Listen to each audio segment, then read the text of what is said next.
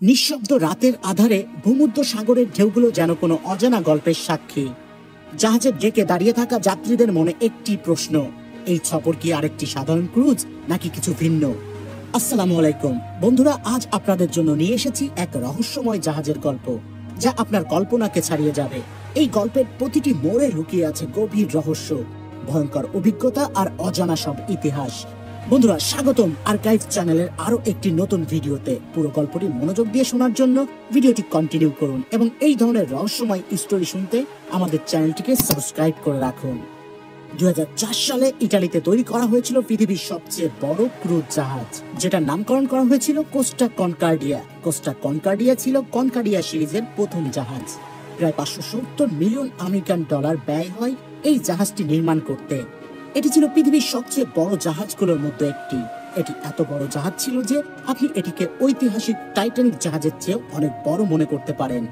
এর দৈর্ঘ্য ছিল 951 ফুট এবং এটি ধারণ করতে পারত 3780 জন যাত্রী, যেখানে টাইটানিক জাহাজের দৈর্ঘ্য ছিল 882 ফুট এবং এটি ধারণ করতে পারত 2435 জন যাত্রী। তার মানে হলো টাইটানিক জাহাজের চেয়েও 1300 জন বেশি যাত্রী ধারণ করতে পারত। জুলাই 2006 সালে কোস্টা কনকার্ডিয়া তার প্রথম সমুদ্র যাত্রা শুরু করে। এই জাহাজটি 7 দিনের রুটে সমুদ্র যাত্রা শুরু করেছিল, যেখানে ছিল 3টা শহর, ইতালি, ফ্রান্স এবং স্পেন। এই 3টা রুটে নিয়মিত চলাচল করত এই জাহাজটি। এই জাহাজটির মধ্যে বিনোদন ব্যবস্থাগুলোর কথা যদি বলতে চাই, তাহলে কনকার্ডিয়া জাহাজটি ছিল আধুনিক যুগের বিলাসিতার প্রতীক, যেখানে ছিল 4টি সুইমিং পুল। ক্যাসিনো, কনকার্ডিয়া ক্যাসিনোটি ছিল অত্যন্ত বিলাসবহুল এবং আধুনিক। স্পা এবং ওয়েলনেস সেন্টার, যেখানে যাত্রীরা বিভিন্ন ধরনের থেরাপি এবং ম্যাসাজ উপভোগ করতে পারতেন। আধুনিক জিম এবং ফিটনেস সেন্টার। কনকার্ডিয়া ছিল বিভিন্ন ধরনের রেস্তোরাঁ, যেখানে বিভিন্ন দেশের খাবার পরিবেশন করা হতো। এছাড়াও ছিল থিয়েটার এবং বিনোদন, শপিং আর্কেড, লাউঞ্জ বার আর অন্যান্য অনেক সুযোগ সুবিধা। 2012 সালের 13 জানুয়ারি, ঘড়িতে তখন সময় রাত 9:45। ভূমধ্য সাগরীয় দ্বীপ গিগলিওর পাশ দিয়ে এগিয়ে চলেছে এই জাহাজটি। শান্ত সমুদ্র, আকাশ একটু মেঘলা, হাসি গানে মেতে আছে বিশাল প্রমোদতরী যাত্রীরা। রাতের খাবারের পর যখন যাত্রীরা বিনোদনে মগ্ন, তখন জাহাজের ক্যাপ্টেন ফ্রান্সিসকো একটি ঝুঁকিপূর্ণ সিদ্ধান্ত নেন। জাহাজটি তীরের আরো কাছে নিয়ে যাওয়ার পরিকল্পনা করেন, যা ছিল এক চরম ভুল। হঠাৎ প্রবল বেগে কেঁপে উঠল গোটা জাহাজটি। হোঁচট খেয়ে ছিটকে পড়ে গেলেন অনেক যাত্রী। বিস্ময় রেশ কাটতে না কাটতেই জাহাজের এক পাশ কাত হয়ে যেতে লাগলো এবং অন্ধকারে ডুবে গেল বিশ্বের অন্যতম বিলাসবহুল আলো ঝলমলে এই বিশাল জাহাজ কোস্টা কনকার্ডিয়া। তথ্য অনুসারে জানা যায়, জাহাজের ক্যাপ্টেন প্রায় যাত্রীদের গিগলিও দ্বীপের সৌন্দর্য দেখানোর জন্য জাহাজটিকে কিনারায় নিয়ে আসতেন। তিনি বিশ্বাস করতেন যে এই মনোমুগ্ধকর দৃশ্য যাত্রীদের যাত্রাকে আরো আনন্দময় করে তুলবে। কিন্তু সেই রাতে যা ঘটল তা ছিল সম্পূর্ণ অপ্রত্যাশিত। যাত্রার কয়েক ঘন্টা পর জাহাজটি ইতালির পশ্চিম উপকূলে আইসোলা ডেল গিগলিও দ্বীপের কাছে দুর্ঘটনার শিকার হয়। পানির নিচে লুকিয়ে থাকা ডুবন্ত শিলার আঘাতে জাহাজটির গায়ে 60 ফুট চওড়া এক গভীর ক্ষতের সৃষ্টি হয়। সমস্ত ইঞ্জিন রুমে পানি ঢুকে যায়, প্লাবিত হয় সমুদ্র জলে। ফলে জাহাজের বিদ্যুৎ সংযোগ বিচ্ছিন্ন হয়ে পড়ে এবং ইঞ্জিন থেমে যায়।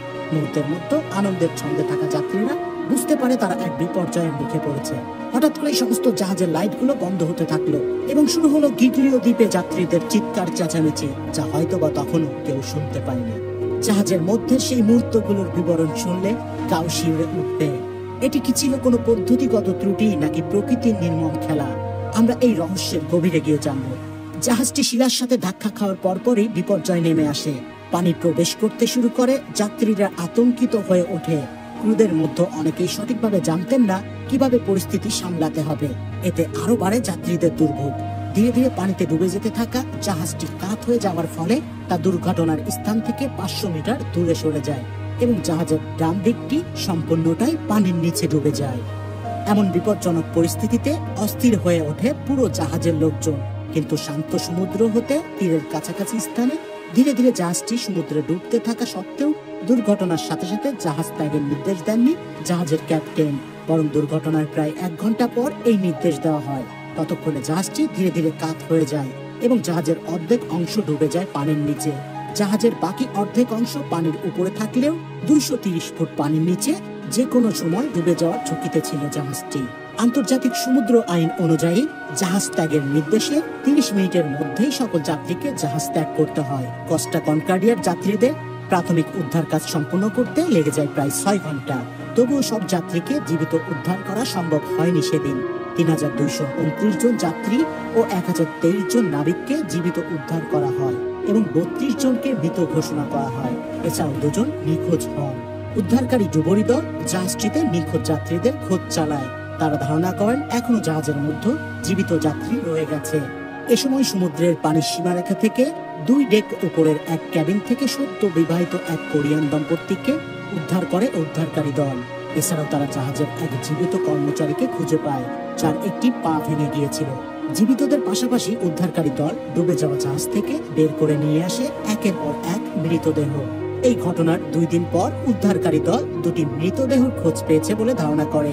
নিখোঁজ 2 জনের একজন ছিলেন একজন ভদ্রমহিলা এবং অন্যজন ছিলেন জাহাজের কর্মচারী। তবে তাদের মৃতদেহ এমন স্থানে ছিল যে জাহাজটিকে সোজা না করে তা উদ্ধার করা ছিল অসম্ভব।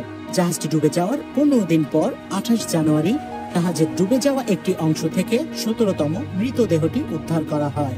মৃতদেহটি ছিল জাহাজের কর্মরত এক মহিলা নাবিকের। এভাবে কয়েক মাস ধরে উদ্ধার কাজ চালায় ডুবুরিরা। এরপর 2013 সালের 17 সেপ্টেম্বর অর্ধেক ডুবে যাওয়া এই জাহাজটিকে সোজা করা হয়। শুরু করা হয় 2টি নিখোঁজ মৃতদেহের খোঁজ। 9 দিনের মাথায় জাহাজের কেন্দ্রীয় অংশে পছন্দরা কয়েকটি মৃতদেহ পায় উদ্ধারকারী দল। এদের কাউকেই শনাক্ত করা সম্ভব হচ্ছিল না। পরবর্তীতে এই মৃতদেহগুলো ডিএনএ টেস্টের জন্য ল্যাবে পাঠানো হয়, যাতে তাদের পরিচয় জানা যায়। 26 অক্টোবর ডিএনএ টেস্টের মাধ্যমে একটি মৃতদেহের পরিচয় জানা সম্ভব হয়, যিনি ছিলেন নিখোঁজ ইটালিয়ান যাত্রী মারিয়া গ্রাজিয়া। বাকি একজন যাত্রীর খোঁজ আজও মেলেনি। অবশেষে এই বিশাল প্রমোত্তরী কস্টা কনকর্ডিয়ার এই বিপর্যয়ের পেছনে দায়ী করা হয় জাহাজের ক্যাপ্টেন ফ্রান্সিসকো চেটিনোকে। ক্যাপ্টেন চেটিনো জানান, দ্বীপের দিকে এগিয়ে যাওয়ার সময় তিনি জাহাজের কম্পিউটারের নেভিগেশন সিস্টেম বন্ধ করে দিয়েছিলেন। কারণ হিসেবে তিনি বলেন, কম্পিউটারের হাতে নিয়ন্ত্রণ না দিয়ে আমি নিজের দৃষ্টিশক্তিকে কাজে লাগিয়ে জাহাজ চালাচ্ছিলাম।